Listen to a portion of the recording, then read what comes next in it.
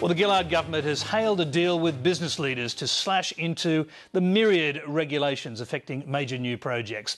But at today's inaugural meeting of the Prime Minister's Business Advisory Group, there was one fly in the ointment. Queensland Premier Campbell Newman broke ranks, saying proposed reforms were too soft. But the attempt to scuttle Julia Gillard's display of business savvy was undermined by strong jobs data released today. Political correspondent Tom Gillard has more from Canberra. The purpose of today's meeting was telegraphed well in advance to hear ideas about cutting red tape, or as the head of Google put it, what happens when you reduce barriers and let people just do stuff. And early on, the plan went to script. Bosses met premiers. And Julia Gillard was able to boast about bringing together the wise and the wealthy to help shape tomorrow's COAG agenda. The first time it's happened ever in the nation's history. The dwindling number of Labor premiers thought it all went well. That was really worthwhile. A very good meeting today. This has been a very valuable forum for us. And, says Julia Gillard, valuable for business too. We've got to tell governments which rules they don't like, so that governments can act and clear out this undergrowth of regulation that doesn't need to be there. But Liberal premiers were less generous with their assessment of the meeting. But we're not just going to lie down. We'll fight hard for what we believe is the right thing to do. Hello. Welcome.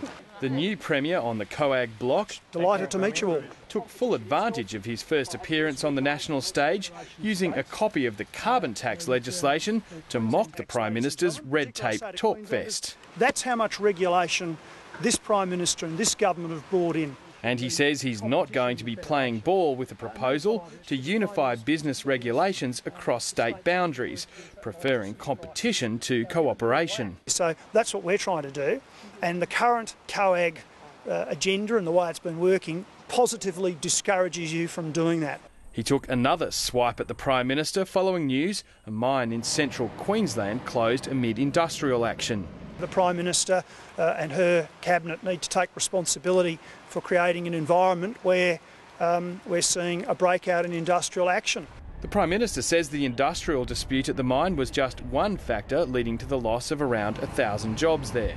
I am thinking about the workers who have lost their jobs here. It's a difficult day for them, and consequently not time for the playing of politics with these job losses.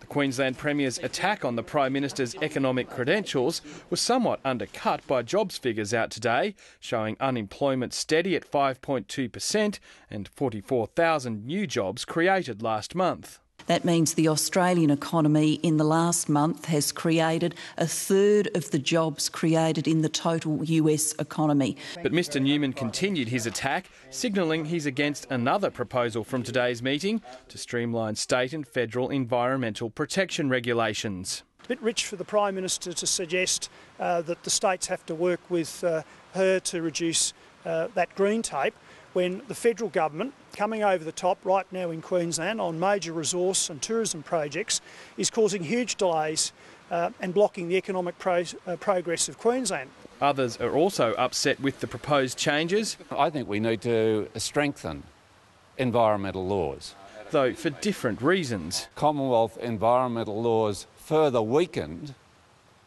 with the prospect of 6 mega coal ports inside the barrier reef. The Greens leader's furious about being left out of today's discussions. Let me finish, if you don't mind. While big miners had the ear of the Prime Minister. The foreign mining companies who are setting the agenda for this government in so many aspects of policy. Julia Gillard wanted to shake up the COAG agenda, and she's certainly done that. It's a notoriously glacial forum at the best of times. The presence of another dissenting voice is unlikely to quicken the pace of reform.